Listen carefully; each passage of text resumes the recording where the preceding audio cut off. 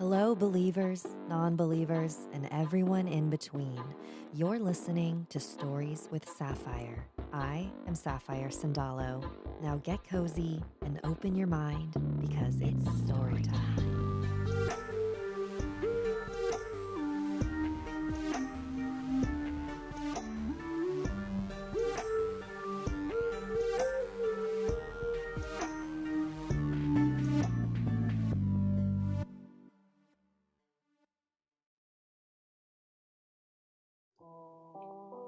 Hello, everybody. Happy Thursday. Welcome to Stories to Chill To. Lo-fi stories to chill to. This is the new live stream that I do on Thursdays at 4 p.m. Pacific Standard Time. Wednesdays are when I read your stories. Thursdays is when I will pick a book and read some stories from there. If, let me know if maybe I need to move this. Is that better? I don't know if it was jiggling around too much. This microphone is very, very small. Is that good? Anyways, so the reason why I started this live stream is because I get a lot of messages and comments from people who say that they put my podcast on in the background when they study or when they fall asleep. So I wanted to make something that is intentionally for that.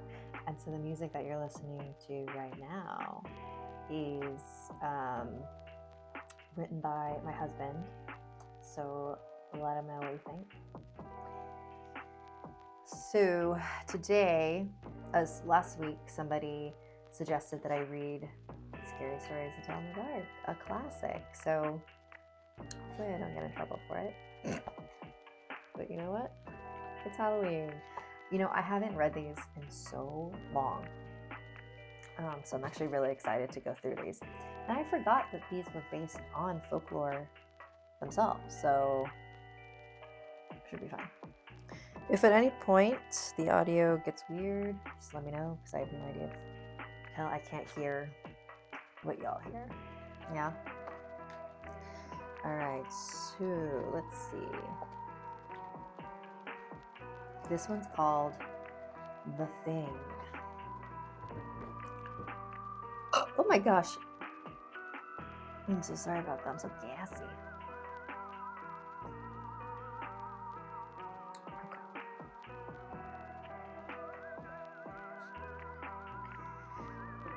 All right. Ted Martin and Sam Miller were good friends. They spent a lot of time together. On this particular night, they were sitting on a fence near the post office talking about one thing and another. There was a field of turnips across the road. Suddenly, they saw something crawl out of the field and stand up. It looked like a man, but in the dark, it was hard to tell for sure. Then it was gone. But soon it appeared again. It walked halfway across the road, then it turned around and went back into the field. Then it came out a third time and started toward them. By now, Ted and Sam were scared, and they started running. But when they finally stopped, they decided they were being foolish. They weren't sure what had scared them, so they decided to go back and get a better look. Pretty soon, they saw it, for it was coming to meet them. It was wearing black pants, a white shirt, and black suspenders. Sam said, "I'm going to try to touch it, then we'll know if it's real." He walked up to it and peered into its face. It had bright, penetrating eyes sunk deep in its head. It looked like a skeleton. Ted took one look and screamed, and again he and Sam ran. But this time, the skeleton followed them. When they got to Ted's house, they stood in the doorway and watched it. It stayed out in the road for a while. Then it disappeared. A year later, Ted got sick and died. Toward the end, Sam sat up with him every night. The night Ted died, Sam said he looked just like the skeleton.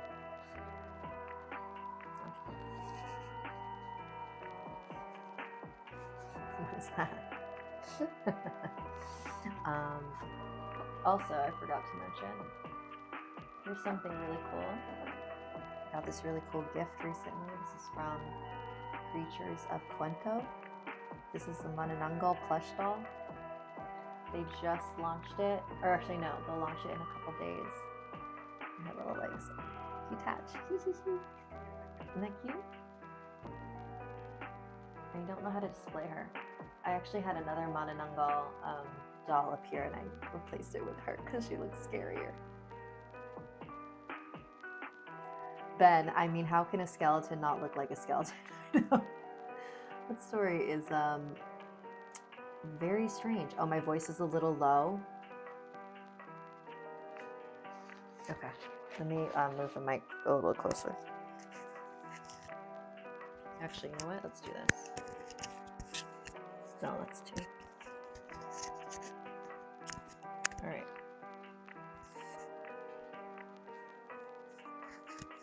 All right, how's the audio now? Is that good? Can you hear me okay? Test, test. I know, sorry, I might be reading too low. All right, so this one's, I don't know, did you guys remember that story? Like, from back in the day? That really, I didn't get that one. All right, here we go. This one's called Cold as Clay. A father had a daughter for whom he cared more than anything on earth. She fell in love with a Sorry, guys. She fell in love with a farmhand named Jim. But the farmer did not think Jim was good enough for his daughter. To keep them apart, he sent her to live with her uncle on the other side of the country. Soon after she left, Jim got sick and he wasted away and died. Everyone said he died of a broken heart. The farmer felt so guilty about Jim's death, he could not tell his daughter what had happened. She continued to think about Jim and the life they might have had together. One night, many weeks later, there was a knock on her uncle's door.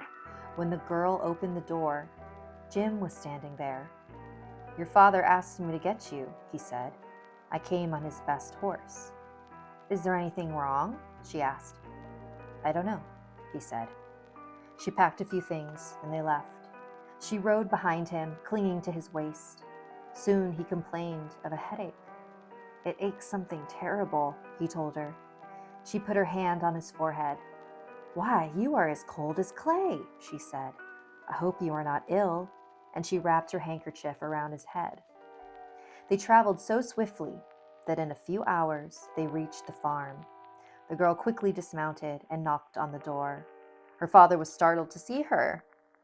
"Didn't you send for me?" she asked. "No, I didn't," he said. She turned to Jim, but he was gone, and so was the horse. They went to the stable to look for them. The horse was there. It was covered with sweat and trembling with fear, but there was no sign of Jim. Terrified, her father told her the truth about Jim's death. Then quickly, he went to see Jim's parents. They decided to open his grave. The corpse was in its coffin, but around its head, they found the girl's handkerchief. Ooh, spooky.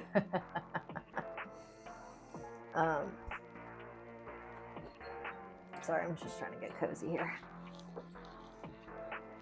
Thank you, Miriam Trejo, for your super chats. I think, yeah, maybe I'll sit back here. Can you still hear me? You're good? Hey, Normie. Aw, my dog's here. Hey, Normal. Want to say hi to the people? You can't see him. But I don't want to, I don't want to move my camera. Hi, sweetie. All right, this one's called The White Wolf. And there he is. Hey, Normie. Want to say hi to the people? Want to say hi to the people? Uh-oh, uh-oh. Oh, no. Oh, no. I'm twisting and turning. Ah! Ow. Norman. Ow. No. This has become the Norman stream. Ow, Norman. Ow, that hurts. Ow. Norman, this is not chill. Say hi, Norman. I have been meaning to,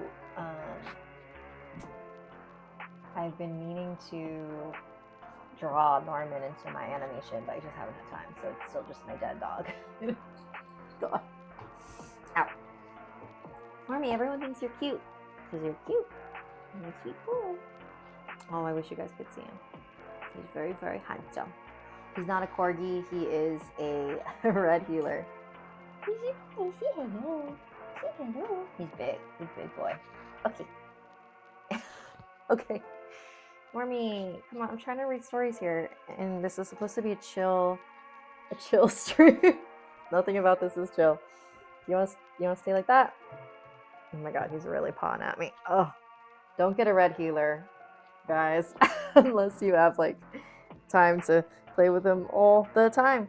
He's so needy. All right, Bubba, I'm gonna read, okay? Hey, the white wolf. That's your ancestors, sort of, except you're not white. Norman's not white. All right, Strens. The white wolf. The timber wolves around French Creek had gotten out of hand. There were so many wolves, the farmers could not stop them from killing their cattle and sheep. So the state put a bounty on them. It would pay a hunter $10 for every wolf pelt he turned in. A butcher in town named Bill Williams thought that was pretty good money. He stopped working as a butcher and started killing wolves. He was good at it. Every year, he killed over 500 of them. That came to more than $5,000. It was quite a bit of money in those days. After 4 or 5 years, Bill had killed so many wolves, there were hardly any left in the area. So he retired, and he vowed never to harm another wolf, because wolves had made him rich. Then one day, a farmer reported that a white wolf had killed 2 of his sheep. He had shot at it and hit it, but the bullets didn't have any effect. Soon that wolf was seen all over the countryside, killing and running, but nobody could stop it.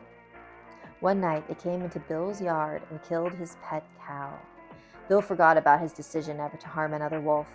He went into town the next morning and bought a young lamb for bait. He took it out into the hills and tied it to a tree. Then he backed off about 50 yards and sat down under another tree. With his gun in his lap, he waited. When Bill didn't come back, his friends started looking for him. Finally, they found the lamb. It was still tied to a tree. It was hungry, but it was alive. Then they found Bill. He was still sitting against the other tree, but he was dead. His throat had been torn open, but there was no sign of a struggle. His gun hadn't been fired, and there were no tracks in the soil around him. As for the white wolf, he was never seen again. Ooh, spooky. And then there's the picture of the white wolf. I feel like I'm doing story time at a library, which is kind of a cool vibe. When the name Bill Williams came up, that's where my mind was the entire time. I was like, this guy's name is Bill Williams. His name is Will Wills.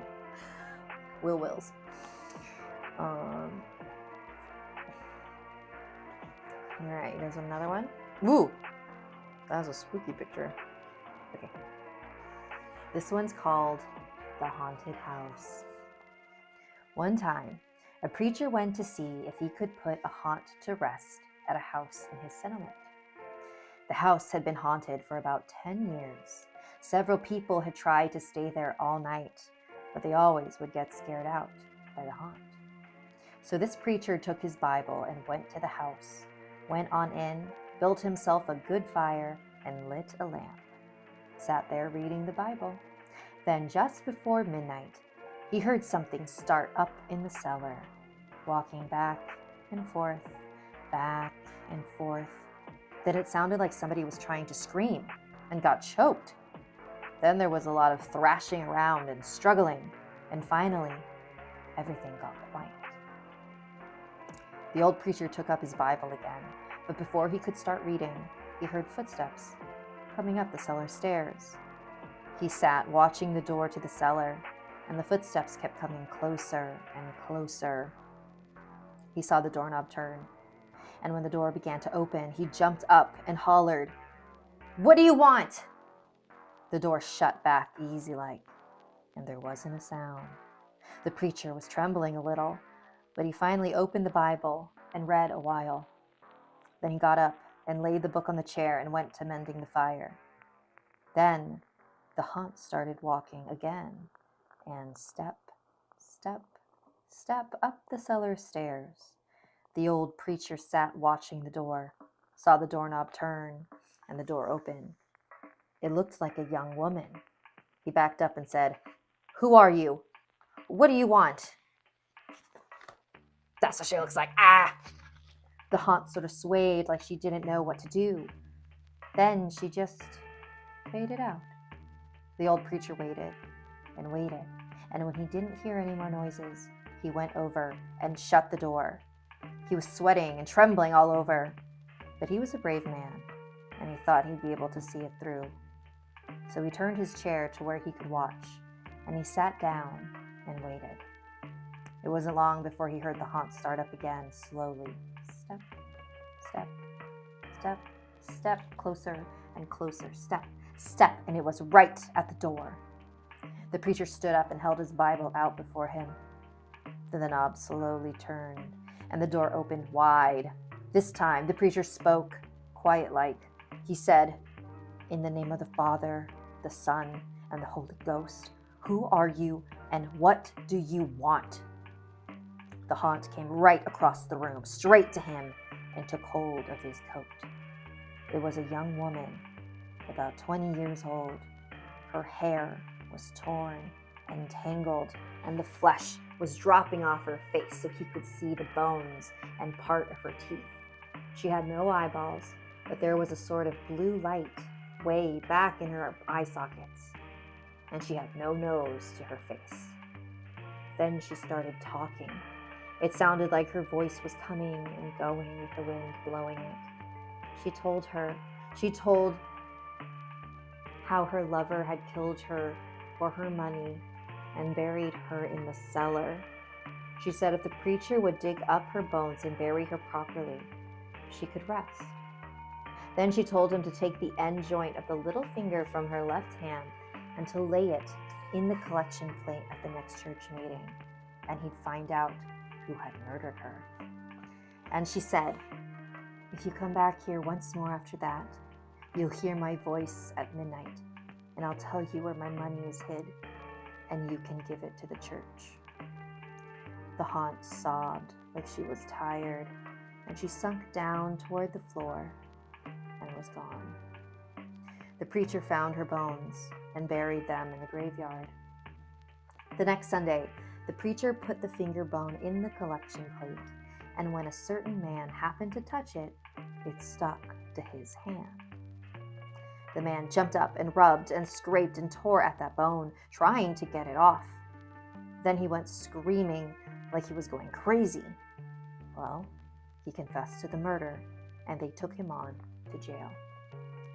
After the man was hung, the preacher went back to that house one midnight, and the haunt's voice told him to dig under the hearth rock.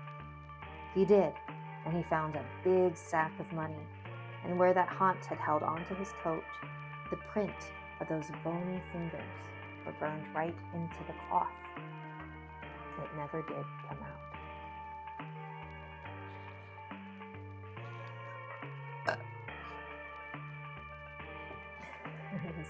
Burped. That was a cool one. I think we've got time for one more. Edward Solomon, how did you spend your Halloween? And what did you dress up as? I did a couple things. I went to this event called Cemetery Lane. It's sort of like a trick-or-treating thing at this place that it's actually really cool. It's this neighborhood in LA called Heritage Square, and they moved a bunch of old Victorian houses in this block, and They preserve the houses. It's just one block where it literally looks like back in time.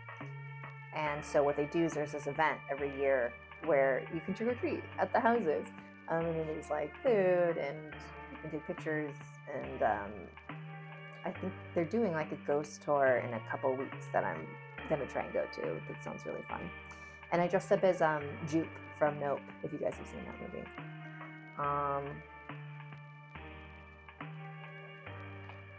You guys ready for another one?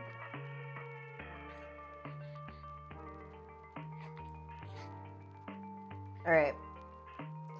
This one's called The Guests. This might be our last one.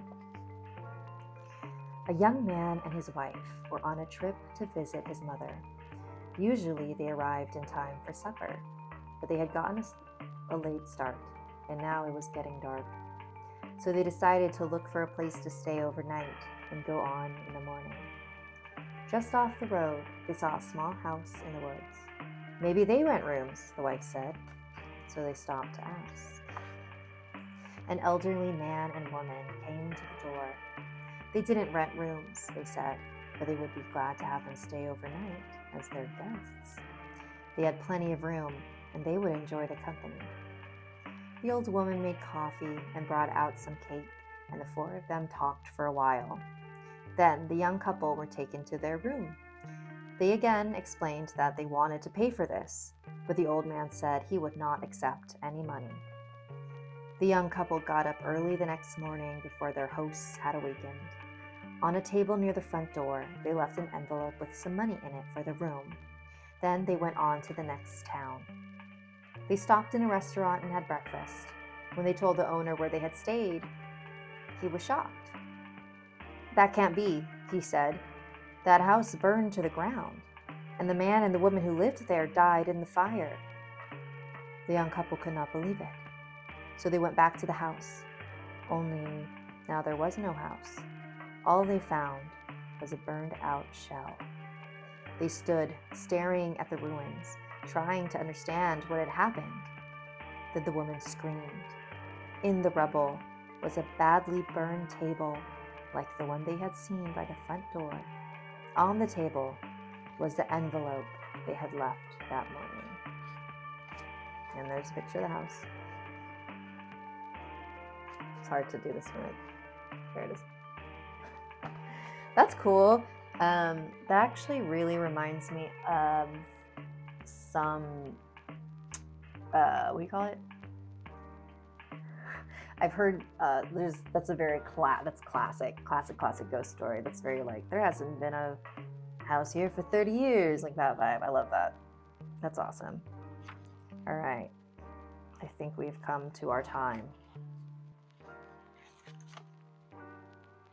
But we will return next week.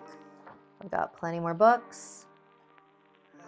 Man, I can put these here. Also, yeah, I've got so many books with stuff that I just haven't read. So,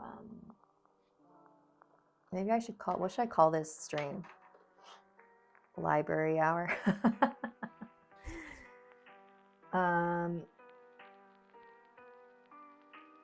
All right, well, I hope you all had a great Halloween, and I hope that you have a great rest of your week, and I will see you next week. Wednesday is when I share your stories.